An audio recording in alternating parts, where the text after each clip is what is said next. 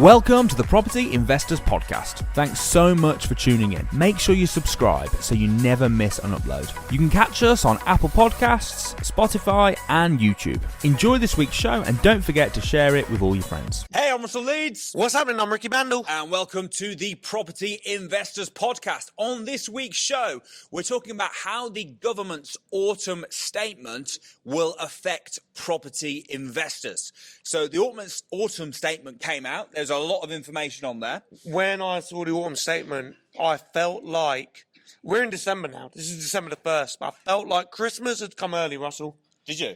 Did you feel that way? It was pretty exciting. Yeah, it was. I kind of feel in general right now the government is being quite kind to landlords. Yeah, they are. I think it's because landlords are being hit in areas like with the interest rates and things like that. So everything seems to be quite nice. It's quite good. Does. We've got a few. If we look at the autumn statement and we think, all right, Christmas has come early. Yeah. Why don't we explain the autumn statement and the points in it as if they were presents and gifts? Go on, explain. Well, I'll go into the first gift. All right. The first present. Are you going to be sharing the gift of the minimum wage has risen? It's gone up by about £1. That's £1 an hour, Rick. I know. On a 40-hour week, that's £40. Oh man, it's incredible, isn't it? It is. But that wasn't one of the gifts because people are laughing at that, aren't you? Because I mean, it's great news. Great news. Yeah. However, I wouldn't, me personally, with the training I've had, the mentoring I've had, I'm not focused on trying to make an extra £1 an hour when I know that there's... Well, you actually probably did a disservice to you because all your staff that are on minimum wage... It's probably all your Ricky's like, oh no, they don't get paid minimum wage. We pay staff very well. Okay. But if you're on minimum wage, you've gone up an hour. Congratulations. However, that's not what I'd be focused on. In fact, I think if you're happy about getting an extra £1 an hour, I think you should reevaluate and look at actually how can you make an extra, £100 an hour. And then £200 an hour, £300. So what's the actual first gift of the autumn statement? Well, the first gift is this. This just, when I read this and I saw this, I was like, oh, my goodness. Are you ready? I'm ready. Here we go. I'm strapped in. I want you to start unwrapping the ribbon. All right. Are you unwrapping the ribbon? Yeah, metaphorically speaking, yes. Okay. Are you unwrapping the paper? Just get on with it. Have you had a glimpse? Yep, seen it. Have you shaken it to guess what it is? Yep. Well, let me tell you what it is. First thing is this. Permitted development. You can convert a single let into a HMO through permitted development. You can already do that. Wait for it. All right. I'm opening the wrapper right now. You can also convert a commercial unit into a residential property. Yep. Okay? Are you ready for this? Go on. What you couldn't do was convert 2 flats into 1 house. The gift has been opened, you've opened the box, and suddenly the autumn statement says, now, with permitted development rights, you can convert 1 house. Hold on, let me rewind. I did, so didn't I? well, and then just got it completely wrong. Now on permitted development, you can now convert 1 house into 2 flats. Bang! It's like the worst permitted development ever. From the way you said it, you can convert 2 flats into 1 house. Was it like when you think the present is going to be like, it's like when someone gets you a dog for Christmas. Is it like opening the card and then realizing there's no money in there? And you're like, yeah, the way you said it. But you are right. It is massive news. So you could, you're not right. You should say it wrong. But you're right. You're right that it's massive news in that you can now confirm a residential property into 2 flats without needing planning permission. That is huge for people that want to do the buy, refurbish, refinance, and you're looking to add value. This is a game changer. Yeah. So you're right. I mean, permitted development's been around quite a long time. The biggest ways that we've probably seen it used are the 2 that you mentioned. So the first is converting a residential house, which is classed as C3, into a HMO, which is C4. That was big. A lot of people have made a lot of money doing that. And the fact you can do it without planning permission is amazing.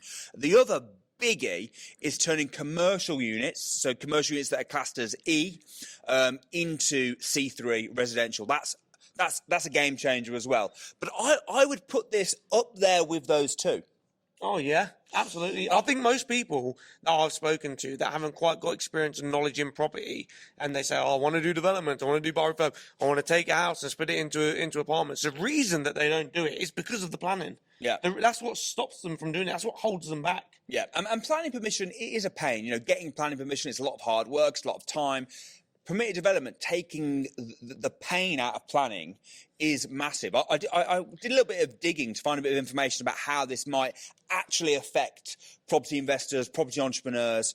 So the average terrace house in the UK, because I think this would probably work best. I think the most value you'd get is from turning a terrace house into flats. So the average terrace house in the UK is £243,000.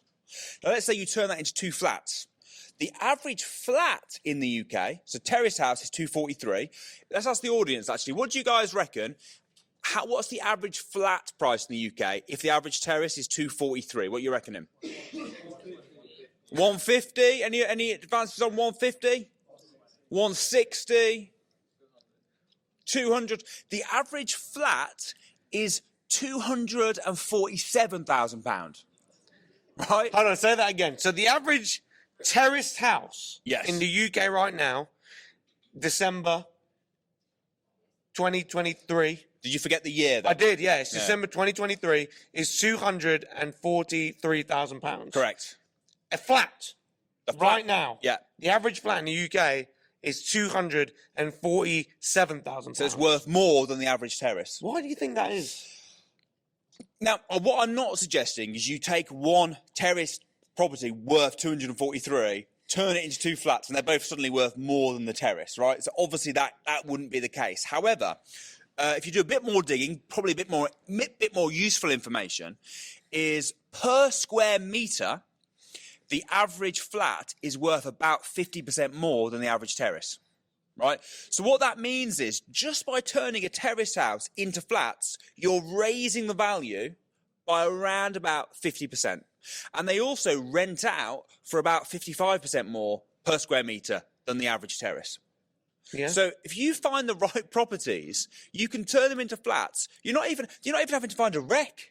No. Just finding a normal terraced house, and you're going to be raising the value on average, not by doing anything clever, not by finding a special area. On average, you're going to be raising the value by 50% and the rents by 55%. This is like insane. And you'll be getting a return quicker because if you're finding a property and then converting into flats, as long as it's a straight conversion, that would probably be quicker than doing a massive refurb on a house and changing everything. It's a quicker process. It is. It's just brilliant news. Like you say, it is like all your Christmases coming at once. Yeah. It is. And then you're getting rent from 2 separate properties. Yes, your rent's going up, your equity's going up. You can combine it with the buy refurbish your finance. You can pull all your money back out. You can raise the value really easily. It's brilliant. So, I mean, what are the potential? We looked at all the positives. What are the potential negatives with permitted development?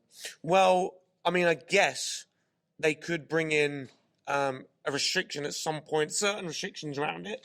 Yeah. So Article 4. Yeah, so Article 4, again, most people think of Article 4 when it comes to HMOs. So Article 4 it's actually, you think about, a lot of property investors just think Article 4 means you can't turn it into HMOs. That's not actually what Article 4 is. What Article 4 is taking away the permitted development rights in a certain area. Now, it's most commonly used for converting residential to HMOs, but it could also be used for certain areas in London are Article 4, but it doesn't affect HMOs, it affects turning commercial units into residential, right? So all Article 4 is in this area, you cannot do a certain type of permitted development. So you're right, they might bring Article 4 in. This hasn't actually come into play yet. It's due to come in 2024. So they're going to be having discussions in early 2024, which will set out the rules. And there might be certain rules that are at play. So, for example, they might say only certain properties you can't do it with. We don't know, right?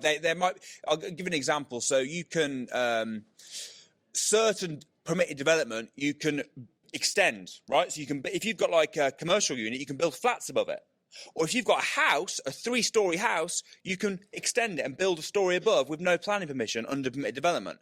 But then they have rules that say the property has to have been built before 2018, but after 1947. for example. Yeah. So there might be certain rules that come in that you can't do on every single house. But at the moment, it's looking like, they say all houses. So we'll have to wait and see. I'm going to be keeping an eye on it with interest. But whatever they do, the whole point of permitted development is because they want to encourage, in this case, more homes, right? So let's just go back to the Article 4 for a moment, because I've got a question. Go on. So if we go back to Article 4, where it takes away your permitted development rights, when you have a single let and you convert it to a HMO, they bring in Article 4 because they don't want any more HMOs now. They don't want people converting single lets to HMOs. Yes. Which means the price of a HMO in an Article 4 area now, it's got a premium, it goes up in value significantly. So do you think that will have the same effect with flats? So will this have an effect in the future if they bring in, if the area brings in Article 4, now it's like, okay, we don't want any more flats. So would that then make the flat price shoot through the roof? I don't think it'd have quite the same effect because with Article 4, they're trying to stop HMOs. Yeah. I imagine with this, if they're making Article 4, it'd be more like the commercial. It'd be more where they were trying to protect houses. Yeah. So I don't think it'd make flats shoot through the roof because they could just build more flats if there was space. Do you know what I mean? Yeah. I don't think it'd have quite the same effect. I think it might raise the value of family homes in the area. Yeah. Because if they're running out of less supply, and the demand will go up, right? So it might raise the property of. So this isn't coming into force yet. No. This is coming next year. Yes. So there'll be guidelines. Yes. That'll be set out. Do you have an idea of what you think might be in the guidelines? I imagine, for example, that they will say you can't do it with new build houses. Because otherwise, what developers would do is get planning permission for 2 semis and then immediately turn it into 4 flats. Yeah. Right. So I imagine they'll say that. Although I don't know, they may not. That's the only one that sort of makes me think that will be a definite. I imagine you won't be able to change the external features of the building, so you won't be able to sort of add extra doors in for the other flat. I imagine that the current front door will be the communal entrance. Yeah. So I think it will work well. Do you know those flats or houses, sorry, where you walk in, you're straight onto the stairs? I think they'll probably work the best. Yeah. Because then when you go in, you've got stairs, you turn left, that's the downstairs, or you go up the stairs for the upstairs. That will work great because then you can literally, front door, turn left is apartment 1, upstairs is apartment 2. Yeah. So what we do know is, with this Christmas present, is there is an opportunity to convert a house into flats easily without going through planning permission, without lifting a shovel. I think for anyone that's a property investor, this could be an absolute game changer. Yeah, I think it's massive news. Merry Christmas. It wasn't you that gave it me. I know, I'm speaking on behalf of everyone. Okay, on behalf of the government? Yeah, Merry Christmas. Oh, thank you. You're welcome. Another thing that happened that they said that was good for property investors and the property market in general is they're actually increasing the rents for DSS tenants, right? So they've obviously got set rates. They're increasing that. It's the first time that's happened in 3 years. Now, we know house prices are going down a bit at the moment, but as a property investor, if the DSS tenants' rent goes up, house prices are going down, rents are going up, it's only good for your ROI, it's only good for your yields, etc. So I thought that was good news as well. And a third present. Go on. This is an exciting one. Are you ready? I love how when you said your point, you didn't like big it up like I did like a Christmas. You said it. I'm going to create some suspense here. Well, are you then going to get it wrong? Actually, yeah. Well, that you're right. And also, you already know what the present is. Anyway, present number 3. Dun, dun, dun, dun, dun. 5% deposit mortgages have been extended for 18 months. That is good. Very good. You can't do it on buy-to-lets, though. Not on buy-to-lets. So this is good. It's still good because if you get a chance to buy your own property or residential property at 5% deposit, it still makes sense, right? Yep, absolutely. There is criteria for this. Go on, There's a few points criteria. Hit me with the criteria. So you must be buying a main residential home in the UK. So as we just said, they can't be used for investment properties, second homes. Another criteria is the property must be worth £600,000 or less. You won't be able to apply if the property is in excess of that. Okay, but that probably covers most people. That's pretty standard. Yeah, it's not £600,000, not a cheap house, is it? No, it's not. And the third point, and part of the criteria, is it probably can't be a new build either. It can't be a new build. No. That's interesting, isn't it? Can't be a new build. A lot of the sort of help to buy and stuff, they actually were encouraging new builds. Yeah, Just interesting. yeah. So what are your thoughts? Extended 5%? I think it's good. I think again, it's good. It's not quite as exciting as a Christmas present as the first one that you gave me. You should have given it the other way around. You should have built to the. You started with the best, and then everything else is a bit of a letdown. Yeah, I'm sure it has. With the 5%, it has. You can. I think you can only get a repayment mortgage. I'm not sure. I'll have to have a look into that. Yeah, it'll be interesting to know if you do the 5%, whether you could do interest only. From my experience, I think mostly with Resi now, it's repayment anyway, isn't it? Really? Yeah. Mostly. Yeah. I actually can't hear what you're saying, but it sounds interesting. We're just sat up here going, yeah, yeah, that makes sense. That makes sense. You're Googling away. This is like, if it was a proper podcast, he'd be in our ear now, and then we'd look like the intelligent ones. Yeah, yeah. We'd be like, oh, actually, if I remember rightly. Yeah. But you can say it a bit louder than we can hear you. That'd be great.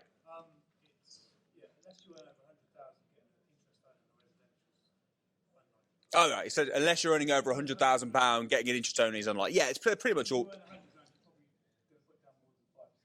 Yeah.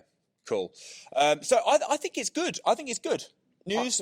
I think like a lot of the things we mentioned at the start, a lot of the things that the government are doing at the moment, I feel like they're in favour of buy-to-let landlords, in favour of property developers. I think it's because they've been hit so hard with the interest rates and stuff that's going on. Also, I suppose you've got a general election coming up soon, so they're trying to, get a few people on side. I think this is a bit of a kick for people maybe as well, that, people that are thinking about getting into property investing, thinking about investing their money, and have been thinking about it for a while. Now's a bit of a kick to say, now's the time, man. This whole change is like, now's the time. If you're going to look at buy houses and split them up into apartments, you want to do buy refurbish your finance, you want to push values up quick, you want to create wealth, this is a kick to say, do it now. Merry Christmas, folks. Start investing. Yeah. So what would you be? What would your strategy be then? Now with this in mind, are you going to be looking to utilise any of these? No, I mean we've just done a whole podcast about the benefits of them. I don't think I'm going to implement them. You're going to implement them? No. That's a stupid question. Well, I don't know, because you already own a house. So I'm assuming you're not going to use the. 5%. Oh yeah, apart from that one. Yeah, I'm not going to. Yeah, I'm not going to do that one. All right. Well, what about the have you got tenants in benefits? Please say no, because if you say no, you're really taking the piss out of me, and then you're not going to be doing most of them, are you? Have you got tenants right now with benefits? Not friends with benefits. Very different. I don't, but right. I will be implementing the first one. Okay. I will be buying properties. Do you see that as a big part of your strategy for 20? I agree. Oh yeah. I think it will be. I think that's.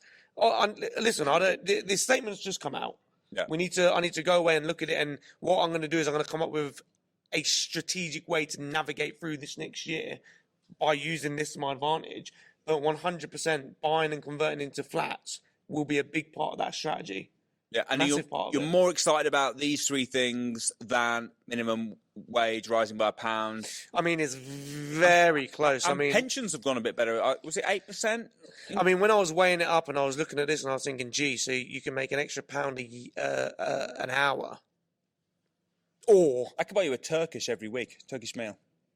Yeah, it could. That's pretty exciting. Yeah. But then I realised actually you could buy a house. You don't even have to have the money for it. You can raise finance for it. You could do a joint venture with it.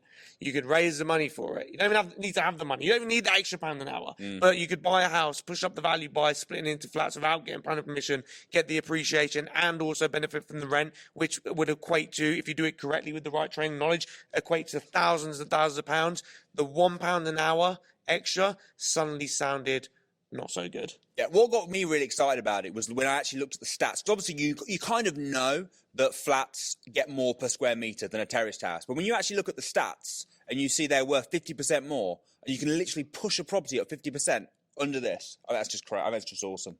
I'm really excited about it. I'm excited. I think it's a great statement. I'm looking forward to utilising it next year. Merry Christmas, Russ. Right, love to know your thoughts in the comments, what you think of it, how you think it's going to affect how you're going to use it. And I've been Russell Leeds. I'm Ricky Mandal. See you next week.